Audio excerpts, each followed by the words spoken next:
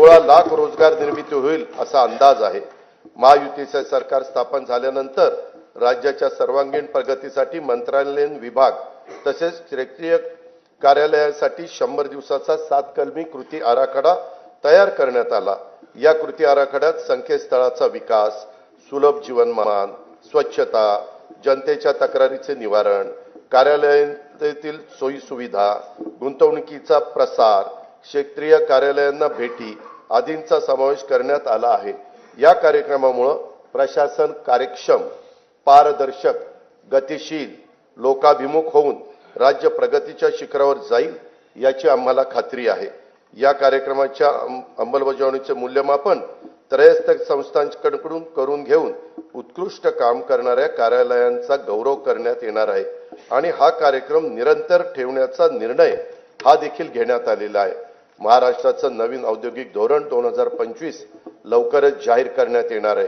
त्या धोरणांच्या 5 वर्षाच्या कालावधीत 40 लाख कोटी रुपयांची गुंतवणूक व 50 लाख रोजगार निर्मितीचं उद्दिष्ट असेल।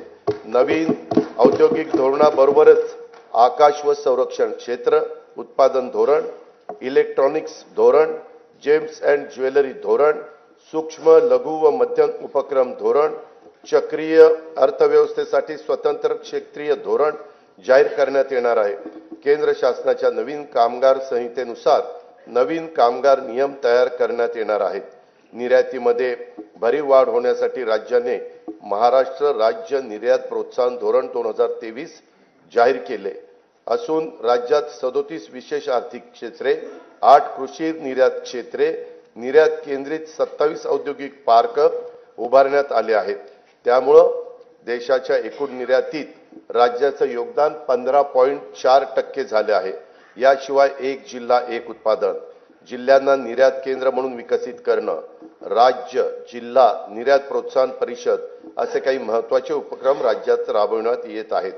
सन 2023-24 मध्ये 5,56,379 कोटी रुपयांची तर 24-25 मध्ये नोव्हेंबर 2024 पर्यंत 3,58,439 कोटी रुपयाची उत्पादने निर्यात करण्यात आली आहेत। राज्याचे लॉजिस्टिक धोरण 2024 जाहीर करण्यात आले असून त्याद्वारे 10,000 एकराहून अधिक क्षेत्रावर समर्पित लॉजिस्टिक पायाभूत सुविधा विकसित करण्यात येणार आहेत। प्रकल्पांना देऊ केलेल्या विशेष प्रोत्साहन व सुविधांमुळे सुमारे 5 लाख प्रत्यक्ष व अप्रत्यक्ष रोजगारांची निर्मिती होणार आहे।